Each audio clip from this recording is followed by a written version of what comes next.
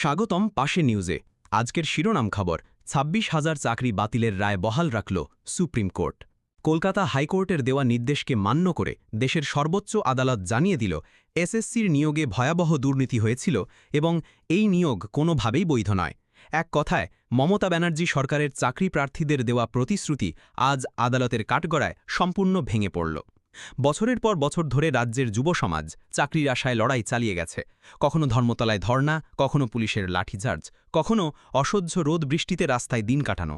চাকরি প্রার্থীরা সব সহ্য করেছেন কেবল একটা সরকারি চাকরির আশায়। মুখ্যমন্ত্রী মমতা ব্যানার্জি বারবার প্রতিশ্রুতি দিয়েছিলেন তিনি তাদের পাশে আছেন, চাকরি বাঁচাবেন, কিন্তু বাস্তবে দেখা গেল সবই ছিল ছলনা। আজ সুপ্রিম কোর্টের রায়ের পর চাকরি প্রার্থীরা কার্যত ভেঙে পড়েছেন।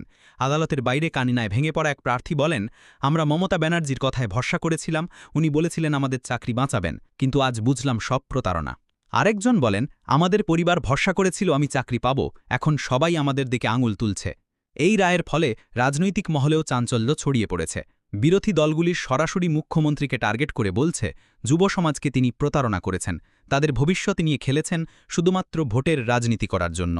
বিজেপি, বাম, কংগ্রেস সব বিরোধী দলের নেতারা বলছেন এই রায় প্রমাণ করেছে রাজ্য সরকার দুর্নীতিতে ডুবে গেছে। অন্যদিকে শাসক শিবির এখনও বলছে তারা চাকরি প্রার্থীদের পাশে থাকবে। কিন্তু প্রশ্ন উঠছে, যদি সত্যিই সরকার সৎ হতো তবে কেন সুপ্রিম কোর্টেও ন্যায় বিচার পাওয়া গেল না? কেন আদালতও বলল নিয়োগ বেআইনি? পাশে নিউজের মতে এই রায় শুধুমাত্র চাকরি প্রার্থীদের লড়াইয়ের জয় নয়, বরং গোটা বাংলার জন্য একটা শিক্ষা। দুর্নীতি আর অন্যায় কখনো টেকে না। বছরের পর বছর ধরে আন্দোলন চালিয়ে যাওয়া সেই সব নিরীহ চাকরি প্রার্থীরা আজ ন্যায় বিচারের স্বীকৃতি পেলেও তাদের স্বপ্ন ভেঙে চুরমার হয়ে গেছে। আজকের এই রায় গোটা রাজ্যের যুবা সমাজকে একটা প্রশ্নের সামনে দাঁড় করিয়ে দিল, কোন মুখে মুখ্যমন্ত্রী মমতা ব্যানার্জি নিজেকে চাকরি প্রার্থীদের রক্ষাকর্তা বলে দাবি করবেন, যখন তার দেওয়া প্রতিশ্রুতি সুপ্রিম কোর্টেই ধাক্কা খেয়ে চূর্ণ হল? তখন কি আর মানুষ বিশ্বাস করবে তার কথায়? এই ঘটনার পর শুধু রাজনীতি নয়, সাধারণ মানুষের মধ্যেও ক্ষোভ বাড়ছে।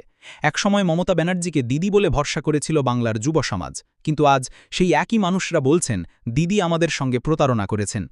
অবশেষে একটাই সত্যি সামনে এলো, চাকরি প্রার্থীদের পাশে থাকার ভান করলেও বাস্তবে মমতা সরকারি দুর্নীতিকে ঢেকে রেখেছিল। আদালতের রায় সেই মুখোশ খুলে দিয়েছে। ক্ষতিগ্রস্ত হল হাজার হাজার পরিবার, যাদের ছেলেমেয়েরা ভবিষ্যতের আশায় দিন কাটাচ্ছিলেন। এটাই আজকের বড় খবর। সত্যকে তুলে ধরার জন্য পাশে নিউজ সবসময় আপনাদের পাশে থাকবে।